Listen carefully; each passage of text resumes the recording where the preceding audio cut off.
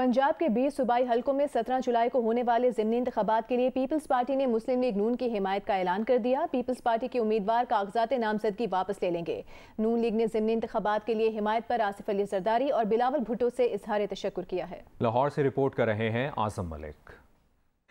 Peoples party के सूबाई वजीर सैयद हसन मुर्तजा की सूबाई वज़रा अताउल्ला तारड़ और मलिक अहमद खान के हमरा प्रेस कॉन्फ्रेंस। पंजाब की 20 नशिस्तों पर ज़िमनी इंतखाबात में पीपल्स पार्टी ने मुस्लिम लीग नून की हिमायत का ऐलान कर दिया। हसन मुर्तजा ने कहा कि मुस्तकबिल में पीपल्स पार्टी और नून लीग इंतखाबी मैदान में सियासी हरीफ ही रहेंगी, मगर इस वक्त मुल्की ज़रूरत के मुताबिक पीपल्स पार्टी नून लीग के उम्मीदवारों की हिमायत करेगी। इक़्तिदार छोड़कर वो अपोजिशन में आए हैं क्योंकि लोग इमरान खान की लाइबिलिटीज़ अपने कंधों पे उठा के हलकों में नहीं जा सकते थे, तो इसलिए हम ये इकट्ठे हैं और इंशाअल्लाह ताला और भी जो ऐसे कोई अवामी और जमहूरी फैसले हुए हम यकीनन वो भी इकट्ठे करेंगे जी। नून लीगी रहनुमा मलिक अहमद खान ने दावा किया कि मुश्तरका इलेक्शन लड़कर PTI को तमाम नशिस्तों पर शिकस्त देंगे। अब तक की रिपोर्ट्स के मुताबिक ज़िमनी इंतखाबात में नून लीग की सूरत हाल बेहतर है। बज़ाहिर जो हमें ऑन ग्राउंड रिपोर्ट्स आ रही हैं, ये एक बड़ा टेस्ट होता है। किसी एक जगह पर भी हमें कोई ऐसी दिक्कत पेश नहीं आई, बारिंग एक्सेप्शन 1 और 2, वो भी हम पॉलिटिकली रिजॉल्व कर रहे हैं। बहरास्त आपको लिए चलते हैं, विफाकी वज़रा इस वक्त ब्रीफिंग दे रहे हैं के ऊपर, तो उसके मुताबिक जो है वो सारी जो है वो डिस्कशन हुई है। उसके ऊपर एक जो है वो तफसीली या डिटेल्ड जो है वो एक प्रेस रिलीज जो है वो अभी जो है वो जारी की जाएगी। तो उसमें जो है वो ब्रीफिंग के अलावा जो है जो पार्टिसिपेंट्स हैं उन्होंने अपने अपने जो है वो मशवरों से जो है वो वहाँ पे उन्होंने बात की है। तो इसमें एक तो ये है कि आज इस पार्लिमानी कमेटी में ये फ़ैसला किया गया है कि इस तरह की ब्रीफिंग और इस तरह का जो ऑन बोर्ड लेना है वो पार्लियामेंट को भी जो है वो इजलास बुलाया जाएगा इन कैमरा, और उसमें कायदेवान प्राइम मिनिस्टर जो है वो हाउस को जो है वो ऑन बोर्ड लेंगे और इस ब्रीफिंग से जो है वो तमाम पार्लियामेंट के मोअज़्ज़ज़ मेंबरान को जो है वो आगाह किया जाएगा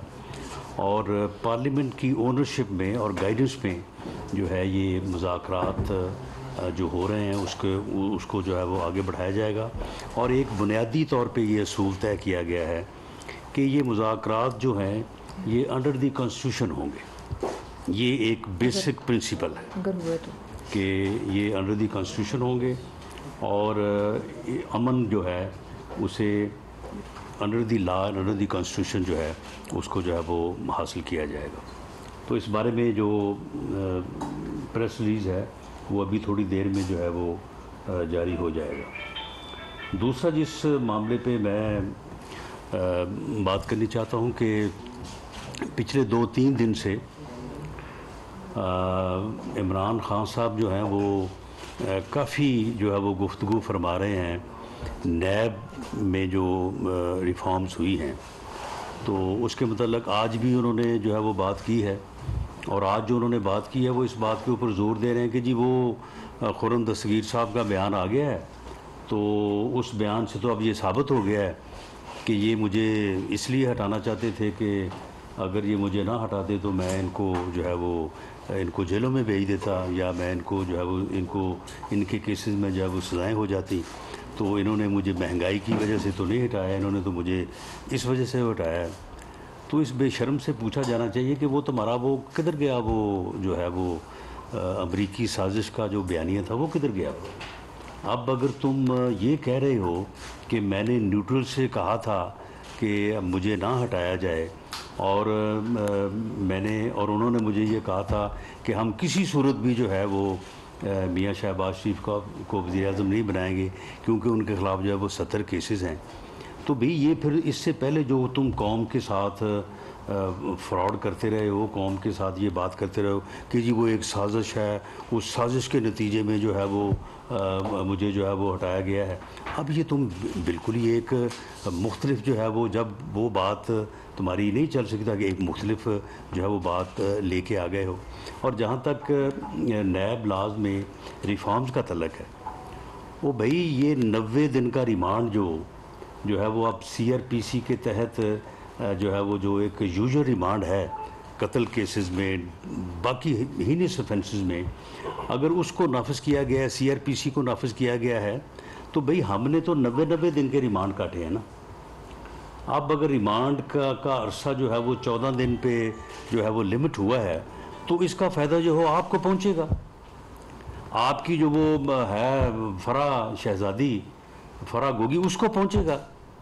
आपके साथ वो जो SN जमील गुजर साहब जो आपके फ्रंट मैन के तौर पे उन दोनों मियाँ बीवी का जो है वो प्राइम मिनिस्टर हाउस में जो है वो आना जाना एज फैमिली मेंबर था। उनका कोई रिकॉर्ड ना आने का ना जाने का वो इसलिए नहीं था कि उनके मतलब ये कहा गया था कि ये फैमिली के मेंबर हैं, इसलिए इनको वज़ीर-ए-आज़म हाउस में आने या जाने से जो है वो ना सिर्फ इनको ना रोका जाए, ना इनका जो है वो रिकॉर्ड रखा जाएगा। अब ये बुज़दार साहब को फ़ायदा होगा कि वो उनका रिमांड जो है वो उनको 90 दिन का रिमांड जो है वो नहीं काटना पड़ेगा। अब ये आपके लोगों को, आपके फ्रंट मैनों को, आपके इर्द गिर्द जो माफिया था जिसने 3.5-4 साल जो है वो मुल्क को लूटा है,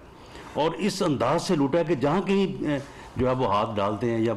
पताजोई करते हैं तो वहाँ पे जो है वो आपके फ्रंट मैनों का जो है वो नाम निकलता है। बनी गाला अगर देखते हैं तो वहाँ पे 240 कनाल अराजी जो है वो निकल आती है। अगर वो अलकादर ट्रस्ट देखते हैं तो वहाँ पे आज इस बात को जो है वो 10 दिन हो गए। मैंने बड़ा कैटेगोरिकली इमरान खान साहब ये बात की है आपसे मुतल्लक कि आपने एक जो है वो बंदे का 50 अरब रुपया जो है जो कि इंग्लैंड से UK से वापस आना था कौमी ख़जाने में, जो पाकिस्तान के लोगों की मलकियत थी, जो वहाँ पे वो पैसा पकड़ा गया मनी लॉन्ड्रिंग के सिलसिले में या इलीगल चैनल्स के ज़रिए से वहाँ पे गया, वहाँ पे वो पैसा पकड़ा गया और NCA के कानून के मुताबिक जो है वो पैसा जो है वो क्योंकि पाकिस्तान से गया इसलिए वो पाकिस्तान की जो है वो प्रॉपर्टी थी, पाकिस्तान का एसेट था, वो पाकिस्तान के जो है वो अकाउंट में, पाकिस्तान के एक्शन में जो है वो आना था। आपने सिर्फ 5 अरब रुपया आपने खुद हासिल किया और 2 के मतलब जो है वो आपका जो फ्रंट मैन था शहजाद अकबर, तो आपने 7 अरब हासिल करके तो कौम का जो है वो 43 अरब रुपए का जो है वो आपने जो है वो नुकसान किया और वो रकम जो है वो उसके लाइबिलिटी अकाउंट में या जो फ़ाइन अकाउंट है उसमें आपने जो है वो एडजस्ट करवाई। आपने इसके ऊपर आज तक बात की है। 240 कनाल अराजी जो है वो आपने जो है वो फरा गोगी के नाम के ऊपर आपने यहाँ बनी गाला में जो है आपने ली है। आपने इस बात का जवाब दिया है कि वो जो अराजी है वो बैरियर टाउन से किस खाते में जो है वो उसके नाम आई। अल कादर जो ट्रस्ट है उसमें आप हैं और आपकी अहलिया मोहतरमा है, उसके अलावा कोई तीसरा बंदा जो है उसका ट्रस्टी नहीं है। और वहाँ पे जो 458 कनाल अराजी जो हासिल की गई है और ये दोनों की मलकियत जो है तकरीबन कोई 5-6 अरब रुपए के बराबर जो है वो बनती है। आपने किस खाते में ये हासिल किए, किस चक्र में जो है वो आपको ये दिए गए हैं? और वहाँ पे वो यूनिवर्सिटी की जो वहाँ पे कंस्ट्रक्शन होनी है सारा कुछ जो है उसका भी आपके साथ जो है वो मुआहदा किया गया है। और ये उन्हीं दिनों में जो है वो किया गया है जब आपने 50 अरब रुपया जो है उसका उनको बेनिफिट दिया, तो उसके साथ ही जो है ये सारा जो है ये शुरू हो गया। आपने इस बात का तो पिछले 10 दिन में जो है वो जवाब नहीं दिया। फेडमिक है, फेडमिक में वहाँ पे मालूम हुआ कि जो स्पेशल इकोनॉमिक जोन है वहाँ पे कोई 10 एकड़ का बड़ी उजलत में और बड़ा जो है वो ज़ोर से जो है वो कब्ज़ा लेके दिया गया। कोई मोइज़ जो है वो फूड जो है वो कोई इंटरप्राइजेस है, तो वो जब उसका पता किया गया तो उसमें भी जो है वो उसके जो 2 डायरेक्टर हैं वो 1 अरब रुपए का प्रोजेक्ट है। और उस 1 अरब रुपए के प्रोजेक्ट में जब उसको पीछे देखा गया कि भाई यहाँ पे क्या उजलत थी, क्या मामला था, तो उसमें भी जो है वो फ़र्द शहज़ादी का नाम जो है वो निकला है और दूसरा नाम जो है वो बुशरा खान का है।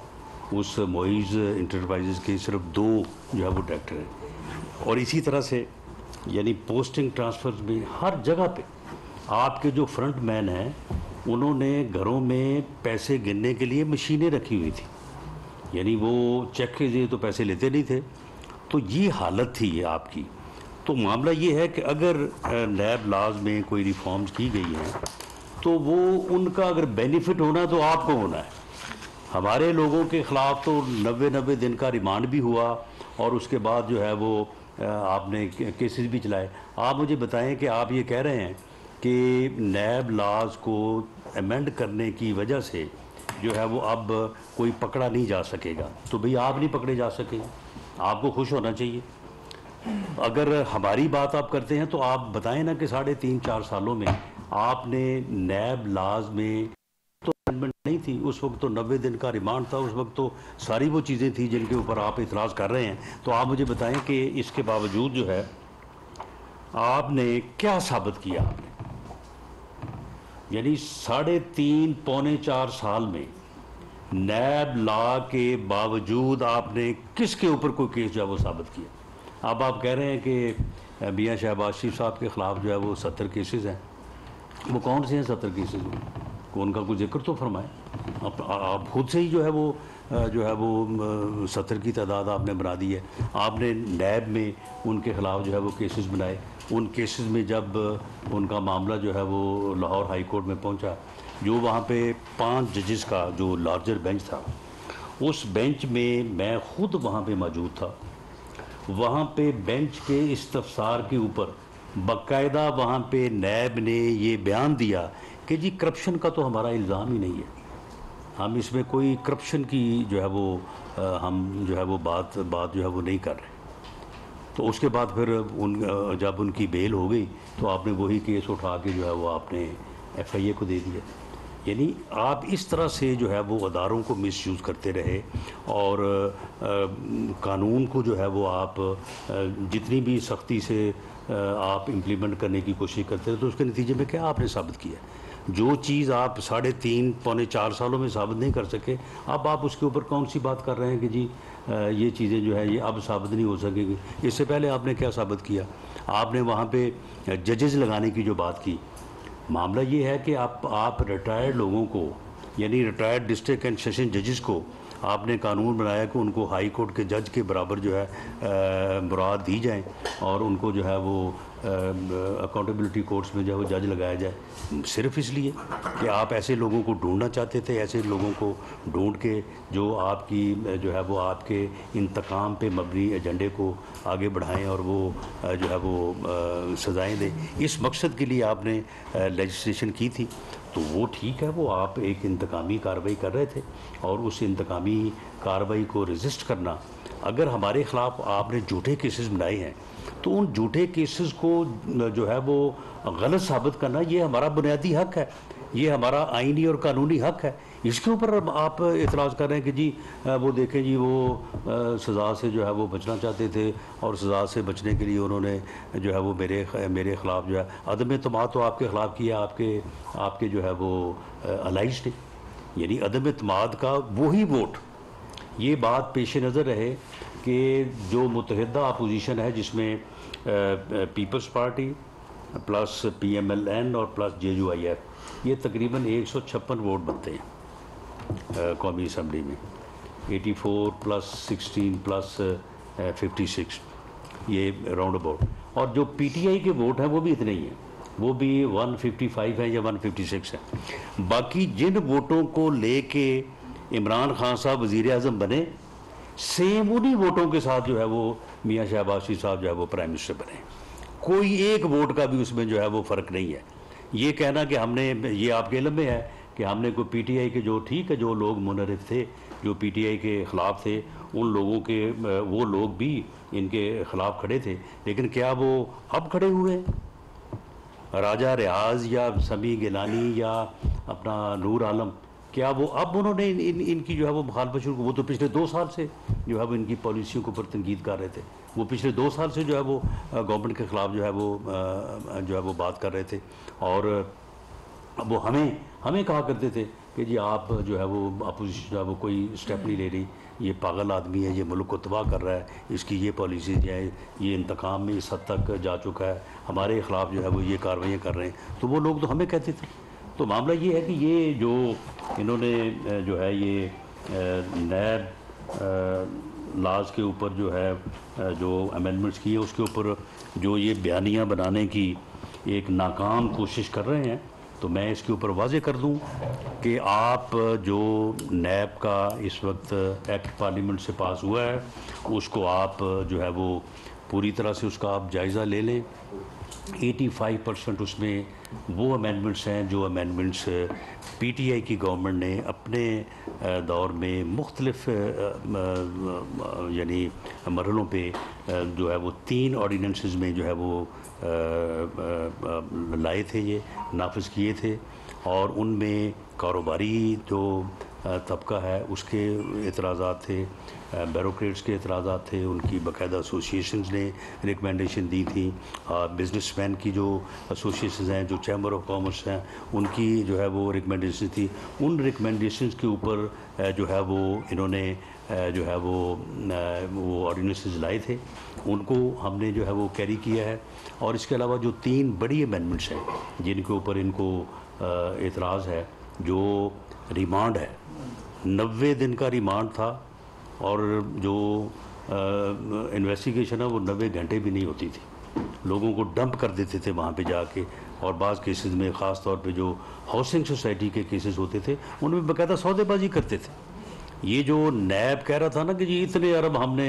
जो है वो रिकवर कर लिया, बताएं किसी सियासतदान से या सियासतदानों से उन्होंने क्या रिकवर किया, या सियासतदानों के ख़िलाफ़ कौन से उन्होंने केस जो है वो प्रूव किए हैं। मासवा इसके के पॉलिटिकल इंजीनियरिंग की है और पॉलिटिकल विक्टिमाइजेशन की है। ये सारे जो पैसे थे ये हाउसिंग सोसाइटीज़ के थे, और वहाँ पे जो है वो जितना रिकवर किया उससे दुगना जो है वो नैब के लोगों की जेबों में जो है वो गया है। तो इसके ऊपर तमाम यानी अदालत उज़्मा की भी और अदालत आलिया की भी जो है वो 20 फैसले हैं कि जिसमें यह कहा गया कि ये काला कानून है और ये कोई जवाज़ नहीं बनता कि 90 दिन तक जो है वो लोगों को रिमांड पे रखा जाए, और फिर 90 दिन के बाद भी चालान पेश नहीं किया जाता था। यानी ऐसा भी हुआ, ऐसे केसेस जो हैं मौजूद हैं कि 90 दिन रिमांड, 90 दिन के बाद जब बंदे को जेल भेजा गया, बंदा साल 1.5 साल जेल में रहा, चालान अभी तक जो है वो नैब ने जो है वो पेश नहीं किया। तो क्या अगर हमने इस इलीगैलिटी को और इस जो ब्लैक साइड ऑफ लॉ है इसको अगर हमने करेक्ट किया है तो क्या हमने अपने लिए किया? हम तो ये सारा कुछ जो है वो भुगत चुके हैं, ये रिमांड भी भुगत चुके हैं, और चालान के इंतज़ार में जो है वो महीनों सालों जो है वो जेलें भी हमारे लोग जो है वो काट चुके हैं। और ये कोर्ट्स की जो रिकमेंडेशन थी जिसके ऊपर जो है वो CRPC को नाफिज किया, और रिमांड जो है जिस तरह से बाकी दूसरे केसेस में है उसकी रिमांड का अरसा जो है वो 14 दिन है। आप भाई तफ्तीश करें, तफ्तीश करके आप सबूत लाएँ, उसके बाद अपना केस प्रूव करें, और उसके बाद अगर आपको ज़रूरत है तो आप जो है वो आदमी को अरेस्ट करें, और विदिन 14 डेज जो है न सिर्फ अपनी तफ्तीश को मुकम्मल करें बल्कि चालान भी पेश करें जो है वो कानून का तकाजा है। बाकी जहाँ तक इस बात का तल्लक है कि जी अब नैब को साबित करना पड़ेगा, ये फरमा रहे थे कि जी अब तो ये चीज़ भी नैब को साबित करना पड़ेगी, ये चीज़ भी नैब को, वो भाई नैब अगर एक आदमी को उसकी आज़ादी सल्ब करती है, उसको गिरफ़्तार करती है इस एलिगेशन के साथ कि भी आपने ये जुर्म किया है, तो फिर साबित कौन करेगा? साबित को आगे और करेगा कोई, जिसने ये जो है वो अमल करना है, जिस एजेंसी ने, वो ही साबित करेगी। वफाकी वज़रा राना सनाउल्लाह और मरियम औरंगज़ेब कौमी सलामती कमेटी इजलास के बाद ब्रीफिंग दे रहे थे। और अब जियो हेडलाइंस।